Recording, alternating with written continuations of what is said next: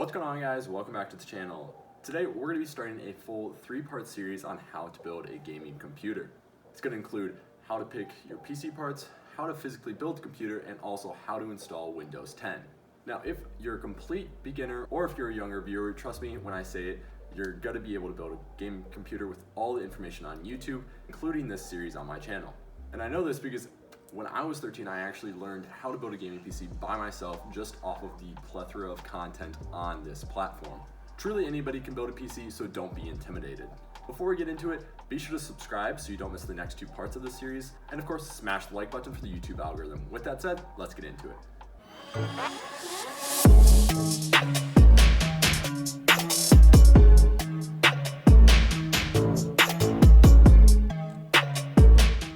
So today we're going to be talking about everything you need to know on how to select your parts for your next build. There are a few key questions to ask yourself. Are you going to go with an AMD or Intel platform?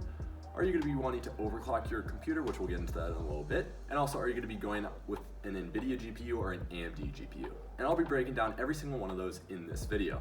Now, as a disclaimer, I'd suggest taking a look at the Ryzen 5000 series and the new NVIDIA and AMD GPUs that are going to be coming out soon. And just know this video is more about how to determine which PC parts to pick and not the exact PC parts to pick. With that said, let's get into it.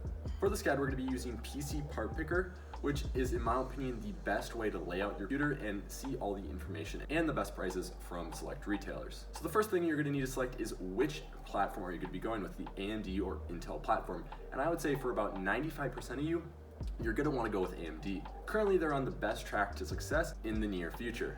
And with their new Ryzen 5000 series CPUs coming out in the next few weeks, they're definitely worth considering. And for today's purpose, we're going to be building a mid-range gaming computer, so we're going to be going with the Ryzen 3600. Now, it features 6 cores and 12 threads at a 3.6 GHz base and a 3.2 GHz boost. This is going to be a great overall value for only $200. And now onto the motherboard. So with the Ryzen 3000 series and the upcoming Ryzen 5000 series processors, you're going to be wanting to either go with the B550 or the X570, the X570 being the nicer and more expensive version. These 2 options are going to be ensuring future-proofing. For today's part list, the B550 motherboards are going to be plenty since you guys are probably beginners and you're not going to be wanting to do that much overclocking. We also need to decide on what size motherboard to get, an ATX, micro ATX, or ITX, with ATX being the biggest and ITX being the smallest. Now, as a beginner, I would suggest going with either an ATX or a micro ATX motherboard because that's going to be the most potential for expansion. So we're going to be going with the MSI MPG B550 Gaming Plus motherboard at $150. This is going to compare great with our Ryzen 3000 processor and a future Ryzen 5000 processor with a potential BIOS update. And it also has 4 slots for RAM. Next up, we're going to be selecting how much RAM to get. Now, 16 gigabytes right now is the sweet spot for gaming.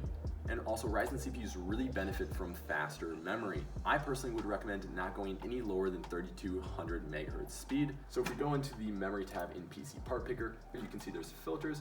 So we're going to want a 2x8 gig kit at least 3200 megahertz speed. And if we go into the price, we can see that there are pretty well priced, around 50 or 60 bucks. And we're actually really going with the Corsair Vengeance LPX 16 gigabytes. And we could be going with the 18 cast latency, but we're gonna go sticking with the 16, which is for only $4 more, is definitely worth it. The cast latency brings down the overall latency of the RAM, which is how fast the CPU can access the files that are temporarily stored on the RAM.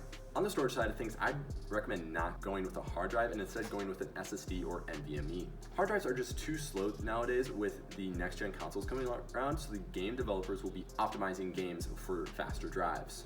And I would recommend at least a 500 gig drive to start with, and if you can afford it, at least going with a 1 terabyte drive, but today we're just going to be sticking with the 500 gigabyte drive minimum. So again, after going into PC Part Picker and selecting certain criteria, you can see that the best prices come up, and we're actually going to be going with the ADATA XPG Gaming S11 Pro. For $65, it offers 512 gigabytes, and it's an M.2 SSD. It plugs right into the motherboard instead of having to run SATA and SATA power cables to it. That's at $75, and that's actually a pretty good pickup. But for about $50 more, you could be going with a 1 terabyte option, which I would recommend. But if you're really on a budget, I would recommend at least a 500 gig SSD. Now for the GPU. Now you're really going to want to be on the lookout for the next gen NVIDIA and AMD graphics cards. You're also going to need to decide what type of performance do you want. Do you want 1080p, 1440p, 4K? What type of detail do you want in your games? And what's the frame rate that you want?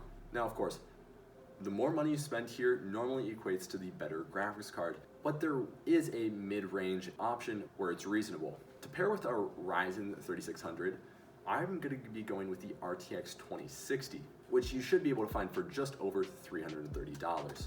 Now on PC Part Picker, if you go into the video cards and you look at an RTX 2060, you're actually not going to find really any prices. So instead, I'm actually just going to go over to Best Buy, and I found these EVGA KO Ultra Gaming GeForce RTX 2060 for $330. So I can actually just take that link and go over here, go back to my parts list, and I can add it as a custom part, and there you go.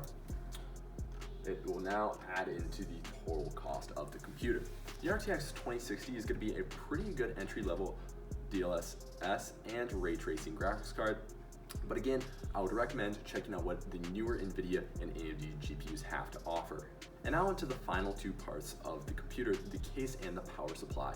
Honestly, for the case, it's all up to you. All you're going to be wanting to look for is the compatibility with the size of your motherboard. To me, the NZXT cases are really aesthetically pleasing. So we're going to be going with the NZXT H510 for $70, which is actually a pretty good price for what you're getting. And now for the power supply. Here you're not really going to want to take shortcuts. You want to get a reliable power supply with a pretty good efficiency rating. For this type of build, I would recommend around a 650 watt and at least an 80 plus bronze certification. The 650 watts gives a little bit of cushion. You're not going to be needing the 650 watts, but it's just nice to have, especially if you're going to want to upgrade in the future, or at least you can upgrade in the future. So for these, we're going to use PC Part Picker's filters. So we want at least a 650 watt unit, and we're going to want at least an 80 plus or 80 plus gold.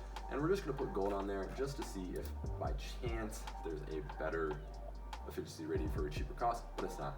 So Seasonic is actually a pretty good brand, and so is Corsair on a lot of these, but since they're all basically practically the same power supplies, we're going to be going with the Seasonic power supply for $65. You can never get too nice of a power supply for your computer, but at the same time, you don't want to be over purchasing your power supply for something that you're realistically not going to need at all for your system. So the 650 watt mark for this build is actually pretty realistic and also future-proofs the build. And now that does it because the list is complete, and our total you can see is just under $1,000 at $958. Now this is actually a pretty good budget PC right now for under $1,000, but I would recommend just holding off just a little bit and seeing what the newer NVIDIA GPUs and AMD GPUs and also what Ryzen 5000 looks like. But hopefully this video made it a little bit more helpful how to build a computer. And be sure to subscribe so you don't miss the next two parts of this series on how to physically build a computer and also how to install Windows 10. And of course, a like rating is appreciated. Be sure to leave any of your questions and feedback down in the comment section below, and I'll see you guys in part 2.